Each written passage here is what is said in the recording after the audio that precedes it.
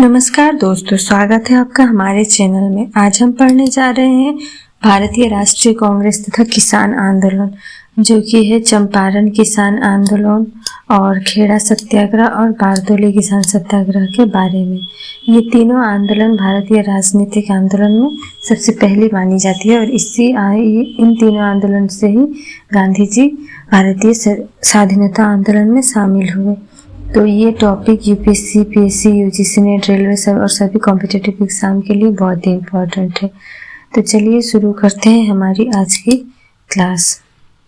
अपने आरंभिक काल में कांग्रेस क्या था, बुर्जुआ वर्ग तक ही सीमित था। अपने आरंभिक काल में मतलब शिक्षित लोग ही कांग्रेस में थे, जैसे वकील, टीचर, यही लोग। लेकिन जब से भूमिपतियों के हित की बात करती थी, कृषकों की ये लोग बात नहीं करते थे और अपनी जमींदारों की ही बात करते थे। गांधी जी अपने आंदोलन को आधार को बड़ा बनाना चाहते थे। तो उन्होंने ग्रामीण जनता व किसानों को कांग्रेस में शामिल करने का प्रयास किया। तो गांधी जी ने क्या किया, बड़े लोगों को भी साथ में रखा, लेकिन उसके साथ साथ इन्होंने ज़्यादा इम्पोर्टेंट दिया आम जनताओं को, ग्रामीण जनताओं को और किसानों को और आम जनताओं को गांधी जी ने कांग्रेस से जोड़ना शुरू किया। तो सबसे पहला आंदोलन था गांधी जी का चंपारण किसान आंदोलन, जो हुआ था 1917 में। तो ये कब हुआ था? 1917 में। लखनऊ अधिवेशन 1916 में गांधी को चंपारण के किसानों की समस्या से अवगत कराया गया। 1916 में ही जब लखनऊ अधिवेशन में गांधी जी शामिल हुए थे, तभी उन्होंने चंपारण किसानों की समस्या से वाकिफ हो गए थे। बिहार के चंपारण जिले में यूरोपीय नील उत्पादकों के अत्याचारों के विरुद्ध गांधी जी के नेतृत्व में किसानों ने अहिंसात्मक असहयोग आंदोलन शुरू किया। किसानों को 3 कठिया पद्धति के तहत मतलब 20 भाग में 3 भाग मतलब 15% में नील की खेती करनी पड़ती थी। मतलब 20 में 3 भाग नील की खेती करनी ही पड़ेगी। यूरोपियों का ये प्रेशर दिया था हर किसानों को, लेकिन किसान नहीं चाहते थे ये नील चाष करना। तो राजकुमार शुक्ला नामक व्यक्ति ने गांधी जी को चंपारण आने के लिए प्रेरित किया। तो गांधी जी को चंपारण आने के लिए किसने प्रेरित किया? रामकुमार शुक्ला ने। गांधी जी ने बाबू राजेंद्र प्रसाद की सहायता से कृषकों की वास्तविक स्थिति की जांच की। तो गांधी जी चंपारण आने से पहले राजेंद्र प्रसाद की सहायता से कृषकों की जो वास्तविक स्थिति थी उसकी जांच की। उसके बाद वो चंपारण आए। गांधी जी को गिरफ्तार कर लिया गया आंदोलन करते वक्त। अंत 10 जून 1917 को एक जांच समिति नियुक्त की गई।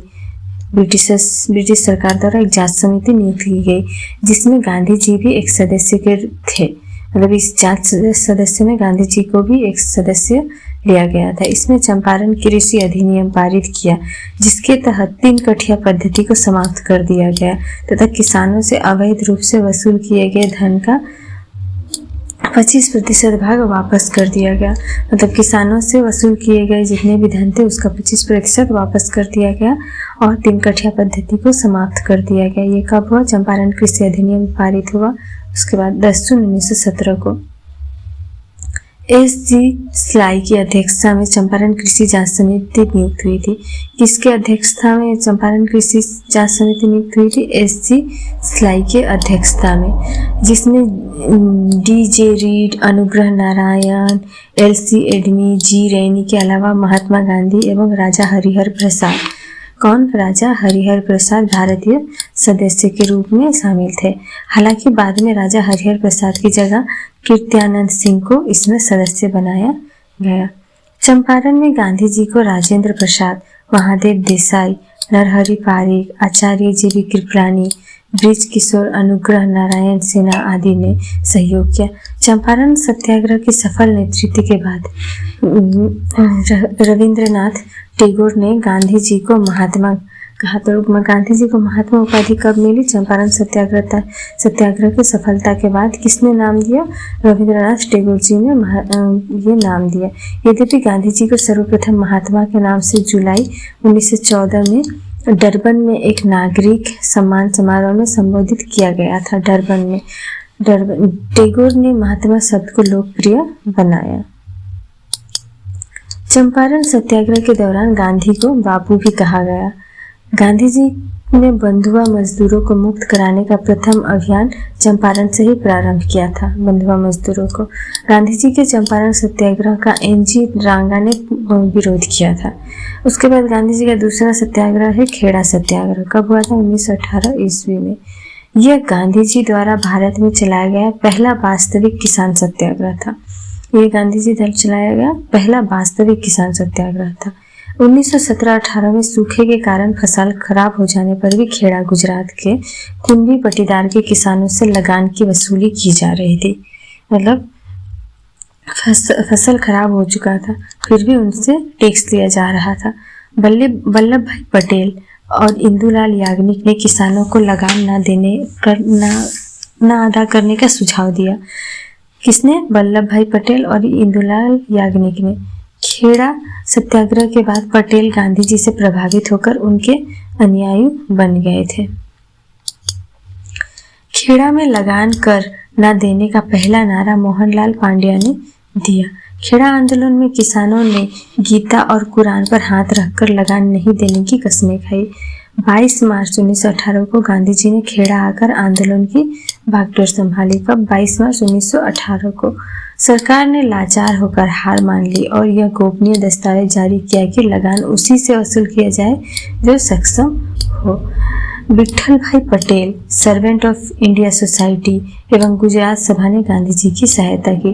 तो ये इस आंदोलन में खेड़ा सत्याग्रह में किसने गांधी जी की सहायता की थी? विट्ठल भाई Patel, servant of India society और गुजरात सभा ने गांधी जी की सहायता की थी। गांधी जी खेड़ा सत्याग्रह के समय गुजरात सभा के अध्यक्ष थे। गांधी जी खेड़ा सत्याग्रह के समय कहाँ के अध्यक्ष थे? गुजरात सभा के अध्यक्ष थे। इसके बाद गांधी जी का तीसरा आंदोलन है बारदौली किसान सत्याग्रह। कब हुआ था? 1928, मतलब 1918 से 10 साल बाद 1928 ईस्वी में। बारदौली में स्थानीय नेता कल्याण जी और कुंवर जी मेहता तथा दयाल जी देसाई ने असहयोग आंदोलन के सिद्धांतों पर कार्य किया। इन्होंने आदिवासी लोगों के उत्थान के लिए भी कार्य किया। इन्हें रानी पराज का नाम दिया गया।